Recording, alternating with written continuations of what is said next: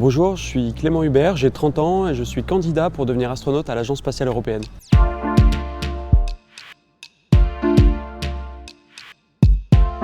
Je suis originaire de Grenoble, donc dans les Alpes. J'étais un enfant déjà hyper actif, sérieux et parfois un peu rebelle, mais voilà, déjà pas mal touche à tout et assez sportif. J'étais passionné par tout ce qui vole et en fait je voulais devenir soit astronaute, soit pilote de chasse.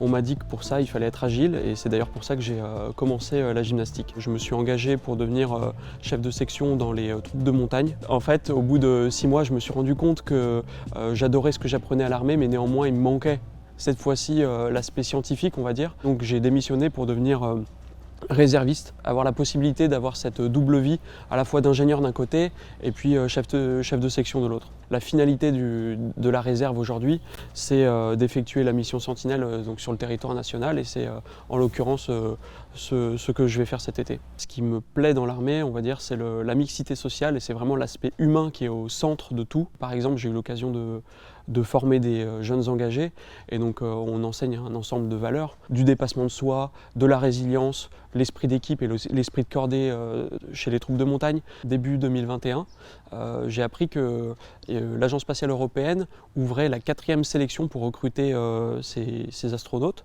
Donc la 4e depuis 1975, donc c'est un petit peu l'opportunité d'une vie. Tous mes rêves de gosse sont réapparus à ce moment-là et c'est pour ça que j'ai tout donné pour cette candidature et que je continue de m'y préparer ardemment. Plus concrètement, donc cette sélection, elle dure 1 an et demi. Elle se décompose en 6 étapes. La première étape, c'était c'était déjà de candidater, donc d'écrire une lettre de motivation et d'envoyer un CV. Donc la deuxième étape, c'était des tests psychotechniques à Hambourg. Les tests psychotechniques, c'est des tests qui visent à tester notre acuité visuelle, notre mémoire, ça s'apparente un peu à des tests de QI. L'étape 3, c'était des tests psychologiques avec des mises en situation, des questions avec des psychologues. Les étapes qui m'attendent, je l'espère, c'est tout d'abord les tests médicaux, donc c'est une sacrée visite médicale parce qu'elle dure 3 jours. Ensuite, ce sera 2 phases finales d'entretien. En reprenant mon exemple, moi j'avais un peu oublié le fait que c'était possible de devenir astronaute et je me rends compte aujourd'hui que c'est possible. Ça ne veut pas dire que je vais y arriver, mais en tout cas c'est possible. Ce qui me plaît, c'est de représenter la France au sein de l'Union européenne. Ce que j'apprécie dans l'exploration spatiale, c'est que ça a été quand même le vecteur d'une énorme coopération internationale. Et pour moi, je veux que ça reste dans cet esprit-là. L'engagement, c'est de la détermination et aussi de l'enthousiasme et de la passion. Je pense que c'est important avant tout de faire les choses avec beaucoup de passion. C'est comme ça qu'on parvient à ses fins et que même quand c'est difficile, on ne baisse pas les bras. Est-ce que je vais être le futur Thomas Pesquet?